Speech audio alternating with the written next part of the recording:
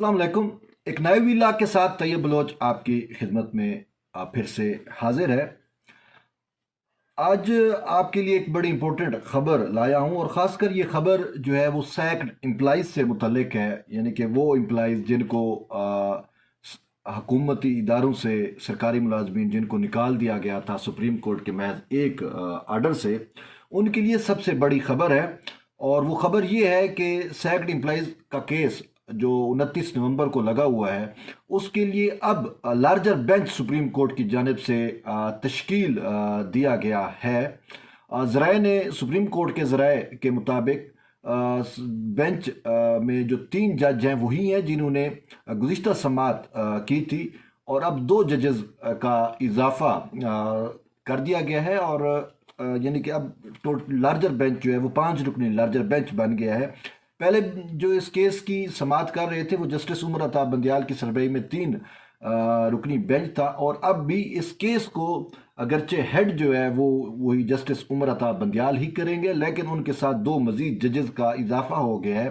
تو ججز کے اضافے ہونے کی وجہ سے اب اس بینچ کی جو کمپوزیشن ہے وہ کچھ اس طرح ہوگی کہ جسٹس عمر عطا بندیال کی سربراہی میں جسٹس منصور علی شاہ، جسٹس سجاد علی شاہ، اور جسٹس قاضی محمد امین اور جسٹس امین الدین خان جو ہے وہ اب اس بینچ کا حصہ ہوں گے، اور 29 نومبر کو اس ریویو کیس کی جو ہے وہ سماعت ہوگی۔ اور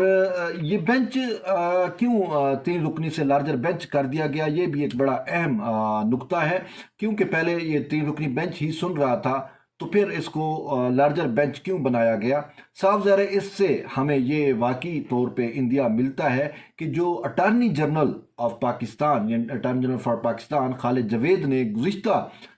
سماعت کے اوپر جو مقدمہ لڑا، وہ بہترین اور مدلل انداز میں مقدمہ لڑا تھا، اور انہوں نے واضح طور کے اوپر موقف اختیار کیا تھا کہ وفاقی حکومت چاہتی ہے کہ ان ملازمین کو جو ہے وہ بحال کیا جائے، کیونکہ یہ 16,000 ملازمین ہیں، اور ان ملازمین کے جو خاندان دیکھیں تو ہر ملازم کے ساتھ جو ہے وہ 5-7 اوسطاً فیملی ہے، تو پاکستان ایٹ لارج انٹرسٹ ہے، یعنی کہ عوام کا اس میں، اور تقریباً لاکھوں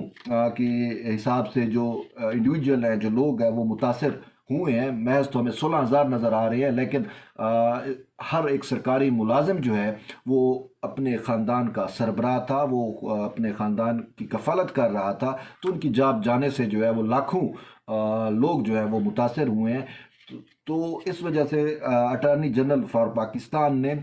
سپریم کورٹ سے یہ درخواست کی تھی کہ ان ملازمین کو بحال کیا جائے۔ اب سپریم کورٹ کی جانب سے جو ذرائع نے دعویٰ کیا ہے وہ یہ ہے کہ 5 رکنی لارجر بینچ جو ہے وہ تشکیل دے دیا گیا، اور اس کی وجہ جو مجھے نظر آ رہی ہے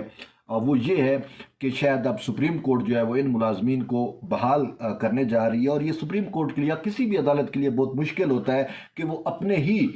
فیصلے کو جو ہے وہ کالعدم قرار دے۔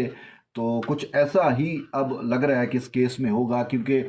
جو سابق جج تھے جسٹس مشیر عالم، انہوں نے ایک ہی جنبش میں، یعنی کہ قلم کی ایک ہی جنبش میں 16,000 لوگوں کو برطرف کیا، اور پھر وہ جو پروسیجر اڈاپٹ کیا گیا تھا اس فیصلے میں، وہ قانونی پہلو اور قانونی نکات یا ضابطے جو سپریم کورٹ کے اپنے ضوابط ہیں، قاعدے قوانین ہیں، وہ ان کو فالو نہیں کیا گیا۔ وہ کیوں نہیں فالو کیا گیا؟ پہلی بات جو یہ ہے کہ اس طرح کا جو مسئلہ تھا اس کے اندر چونکہ 72 پاکستان کے جو ریاستی انسٹیٹیوشنز، ادارے ہیں، وہ 72 ادارے ہیں جن سے ان لوگوں کو نکالا گیا، یعنی کہ وفاق کے 72 ادارے، اور بہت بڑا مطلب ہے پاکستان کے ادارے جو ہیں سرکاری، ان میں سے۔ اچھا، پھر جب ان کو نکالا گیا، یعنی کہ جو فیصلہ تھا، جج صاحب نے سماعت کمپلیٹ کی، اور کمپلیٹ کرنے کے بعد تقریباً اس فیصلے کو وہ جو ہے وہ دبا کے بیٹھے رہے اور ایشو نہیں کیا۔ ٹھیک ہے، وقت پہ ایشو کر دیتے تو شاید اب مسائل کچھ ڈیفرنٹ ہوتے، انہوں نے ایشو نہیں کیا۔ جسٹس مشیر عالم نے اپنی ریٹائرمنٹ سے 1 دن قبل جو ہے وہ یہ فیصلہ ایشو کیا، اور اس فیصلے کے ایشو ہونے سے जितने भी मैंने आपको कहा कि 72 इदारे हैं, उनको जब सुप्रीम कोर्ट का फैसला गया तो वो पाबंद हो गए, सुप्रीम कोर्ट के फैसले पर अमल दरामद करे, तो जिसकी वजह से 16,000 मुलाजमीन को अपनी नौकरियों से हाथ धोना पड़ा और वो घर चले गए। और इसके साथ साथ बंदिश भी लगाई गई उनके ऊपर कि जो इन्होंने मराहत लिए हैं वो भी वापस की जाए। ठीक। और दूसरा इसके अंदर जो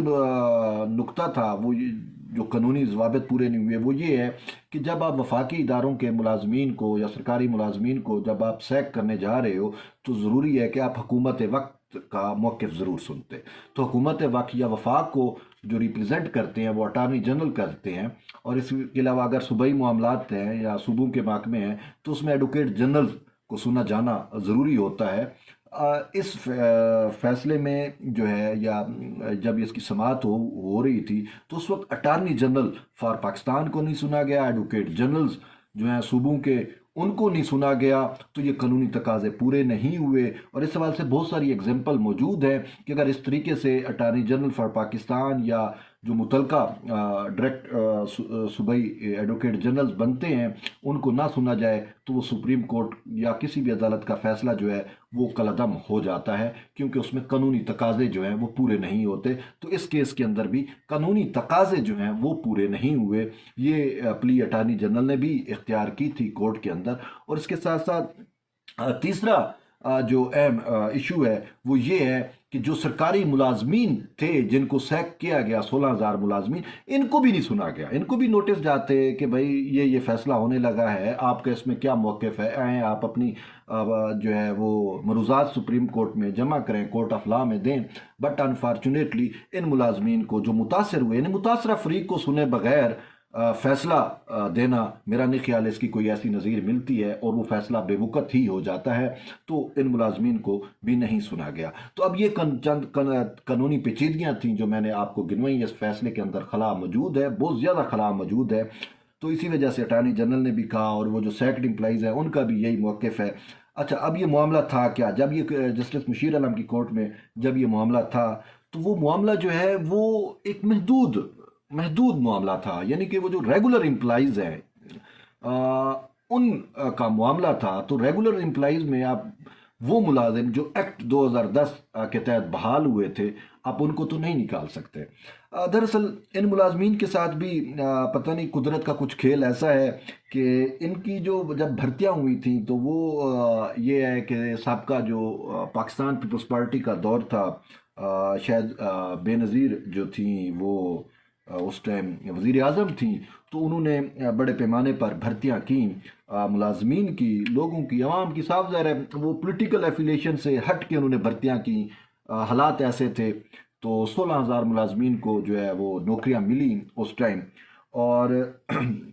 फिर हुकूमत बीबी की चली गई। बहरहाल जब नवाज शरीफ की हुकूमत आई तो ये एक तासुर दिया गया जी वो बीबी बेनज़ीर शहीद ने जो है वो इनको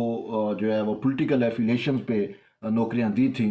तो उस वजह से उन्होंने फिर इनको निकाल दिया। ये मुलाजिम पहले भी बेचारे निकाल दिए गए, लेकिन इसके बाद जो है वो नौकरियों से निकाले और वो सारा मराहत उन बेचारों की ख़त्म हो गई। तो फिर उसके बाद क्या हुआ, पाकिस्तान पीपल्स पार्टी की हुकूमत आई तो उन्होंने जो है सैयद खुर्शीद शाह की सरबराही में एक कमेटी बनाई। उस टाइम खुर्शीद शाह शायद जो वजारत मेहनत अफरादी क़ुव्वत है उसके वो वज़ीर थे, तो उनकी सरबराही में एक कमेटी बनाई। तो उन्होंने इन तमाम मुलाजमीन के मैटर को देखा और फिर आर्डीनेंस इशू हुआ, और आर्डीनेंस के तहत सदर आसिफ अली जरदारी थे तो उन्होंने आर्डीनेंस इशू किया, और उस आर्डीनेंस के तहत जो है ये फिर बल्कि एक्ट जो 2010 आर्डीनेंस नहीं बल्कि एक्ट पार्लियामेंट के से जो एक्ट 2010 था उसके तहत इनको जो है वो फिर से बहाल कर दिया गया। अब जब ये फिर से बहाल हुए तो साथ उसमें कहा गया कि इनकी जितनी भी तनख्वाहें पेंडिंग थी जब से ये निकाले गए और वो सारा कुछ, तो वो मराहत भी वापस दी जाए इनको, कि इन बेचारों का क्या कसूर है कि इतना अरसा ये घर में बैठे रहे विदाउट जॉब और सारा कुछ। तो साफ ज़ाहिर है कुछ कर्जा लिया होगा। सरकारी मुलाजिम के पास क्या होता है, बेचारा जो है उसके पास वो जॉब प्राइवेट मतलब प्राइवेट काम भी नहीं कर सकता। तो अब जिस की ज़िंदगी ही सरकार में गुजरी हो और अब उसको एकदम निकाल दिया जाए तो वो बेचारा क्या करेगा, घर में बैठे रहे ये मुलाजमीन। कुछ ने शायद कर्जे लिए या वट एवर, वो किस तरीके से अपना ख़ानदान की कफ़ालत करते रहे होंगे उस दौरान, वो तो हम नहीं जानते, वो हर शख्स जिस पे बीतती है वो बेहतर जानता है अपने हालात को। तो बहरहाल मुद्दा ये है कि इनको जो है वो पाकिस्तान पीपल्स पार्टी की हुकूमत ने बहाल कर दिया। तो ये लोग जब बहाल होके वापस आए तो उस टाइम जो रेगुलर मुलाजिम बैठे हुए थे उनको खदशा हो गया कि ये वापस आ गए हैं, और फिर जो इनकी सीनियरिटी बनती थी और वो सारा कुछ, तो वो भी मराहत इनको वापस मिल रही हैं और अपग्रेडेशन भी होगी और सारा कुछ होगा। तो वो जो है कोर्ट्स में चले गए और वो कह रहे थे कि जी हम रेगुलर थे तो हम इन एक्ट के तहत बहाल किए गए मुलाजमीन के वापस इंडक्शन से जो है वो हम मुतासर हो रहे हैं, तो हमारी जो है वो दाद रसी की जाए, वो अदालतों में आए। तो फिर उसी सिलसिले के अंदर ये केस जो है वो सुप्रीम कोर्ट में आया जस्टिस मुशीर आलम के पास। तो वो एक लिमिटेड केस था, यानी कि वो जो रेगुलर एम्प्लॉय थे वो ये नहीं कहते थे कि इनको सैक कर दो। उनका इशू ये था कि हमारी जो सीनियरिटी है वो मुतासर हो रही है, क्योंकि एक शख्स को नौकरी से निकाल दिया गया तो ये सीनियर थे, उनके फिर दोबारा बहाल हुआ और वो वापस उनकी जो मराद थी, जो ओहदे थे उनके ऊपर, और फिर उनको अपग्रेडेशन भी हुई। तो उन्होंने कहा कि हम चूँकि रेगुलर थे तो हमें जो है हम मुतासर हुए हैं तो हमारी दाद रसी की जाए। तो सुप्रीम कोर्ट को चाहिए था कि कोई फार्मूला तय करती, कोई मैकेनिज्म बनाती है, इवन के ह्यूमैनिटेरियन ग्राउंड पे। क्या ये सुप्रीम कोर्ट के जज को नज़र नहीं आ रहा था कि यार 16,000 लोग हैं और ये घर चले जाएंगे तो इनके ख़ानदानों का क्या बनेगा? भाई स्टेट जो है वो खुद कफ़ील होती है, रियासत माँ की जैसी। तो रियासत जो है वो खुद अपने बच्चों को, अपने लोगों की परवरिश करती है। तो सुप्रीम कोर्ट एक रियासती इदारा है, तो एक रियासती इदारे में बैठे हुए जज को जिसको रियासत तनख्वाह देती है और अवामी टैक्स से तनख्वाह मिलती है, उसको अपना माइंड भी अप्लाई करना होता है। तो अनफॉर्चुनेटली उन्होंने ना सिर्फ अपना माइंड ही अप्लाई नहीं किया, बल्कि वो अपनी हदूद से भी तजावुज़ कर गए, और वो पे जो लीगल एक फ्रेमवर्क होता है उसको भी उन्होंने फुलफिल नहीं किया, जो ज़्यादती है। तो उन्होंने जो है वो फैसला लिखा, और फिर ठीक है आपने फैसला लिखा तो उसको इशू कर दो यार। 20 महीने, 21 महीने या 22 महीने आप क्यों उस फैसले को दबा के बैठे रहे और आप मुंतज़िर रहे, इंतज़ार करते रहे कि भी जी मैं रिटायर हूँगा तो उस वक्त मैं इसको जो है वो इशू करूँगा? क्यों? वजह मतलब है उस जज की मुझे समझ नहीं आती। वो तो रिटायर हो गए हैं, उनको पता नहीं उन्होंने ऐसा क्यों किया। पता नहीं उनको सरकारी मुलाजमों के साथ कोई मसला था, या वो उन्होंने अपना गुस्सा बीबी शहीद के ऊपर निकाला। आई डोंट नो, बहरहाल उनका ताल्लुक सिंध से था तो कोई भी उनका इशू हो सकता है, ठीक है, अब अल्लाह नोज बेटर। पर उन्होंने जो किया वो गलत किया। अब उनके इस इकदाम की वजह से 16,000 एम्प्लॉयज़, सरकारी मुलाजमीन महकमों से गए, और फिर जो इदारे थे उन इदारों में वो जो काम का वर्क भी बढ़ गया होगा। सिंपल 72 इदारे थे, कोई 2 4 5 7 की तो बात नहीं है। 72 इदारे थे, महकमे थे, डिपार्टमेंट थे जिनसे ये निकाले गए, ठीक। अच्छा, फिर हुआ क्या कि ये मुलाजिम जब निकले तो अब जो बेचारा तनख्वाह के ऊपर गुजारा करता है सुबह शाम, मतलब उसको सुबह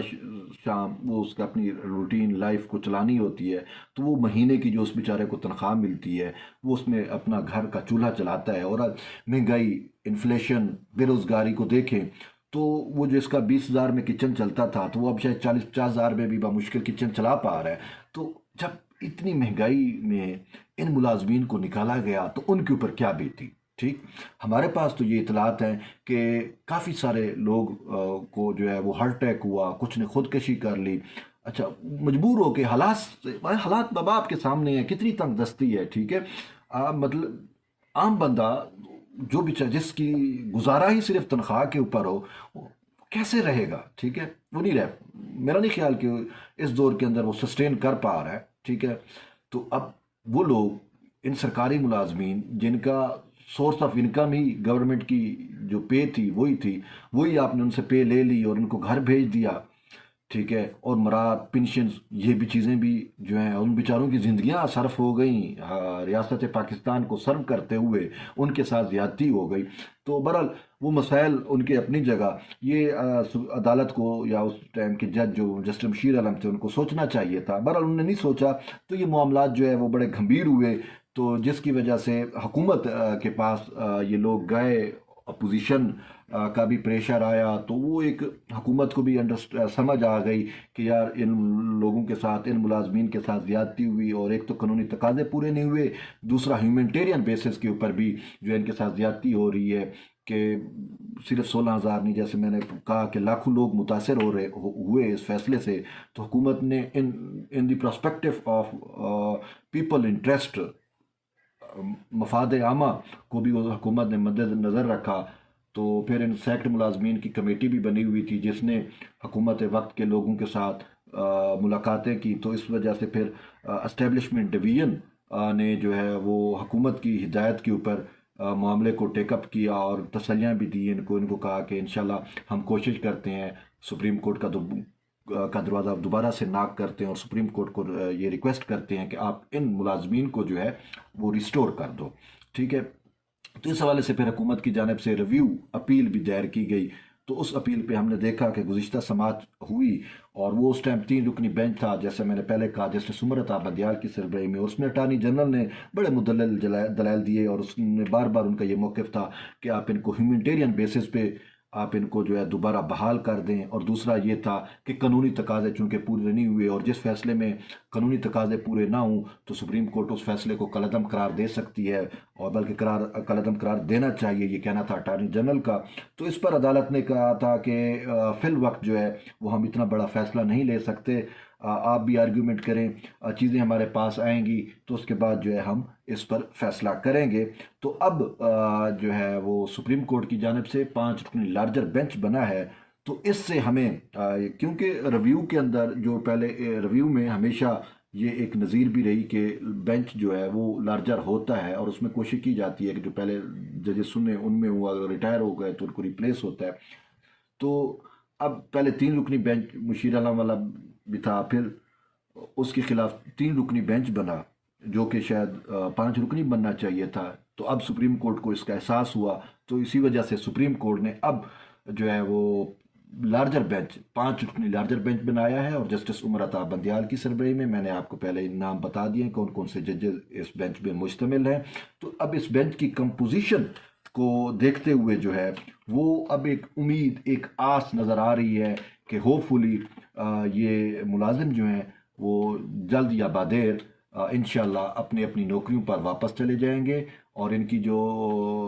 حالات زندگی جو اس وقت وہ دیگر گم ہوئے ہیں، انشاءاللہ ان میں بھی بہتری آئے گی، اور ہم ہوپ بھی کر سکتے ہیں، اور ہمیں امید نظر بھی آ رہی ہے، کیونکہ جب ہم فیصلے کو دیکھتے ہیں، مشیر عالم کے فیصلے کو، تو اس میں بہت سارے خلا موجود ہیں، قانونی تقاضے پورے نہیں ہوئے، تو میرا نہیں خیال کہ سپریم کورٹ کے اب یہ جو 5 جج ہیں، ٹھیک ہے، یہ اپنے اس آرڈر کو سسٹین کریں گے، میرا نہیں خیال، وہ اس آرڈر کو ضرور کالعدم قرار دیں گے، اور انشاءاللہ ملازمین کی جو بحالی ہے وہ ممکن ہو پائے گی۔ طیب بلوچ کو اجازت دیں، آپ کا شکریہ، انشاءاللہ پھر ملتے ہیں ایک نئے ویلاگ کے ساتھ، تب تک اجازت، اللہ حافظ۔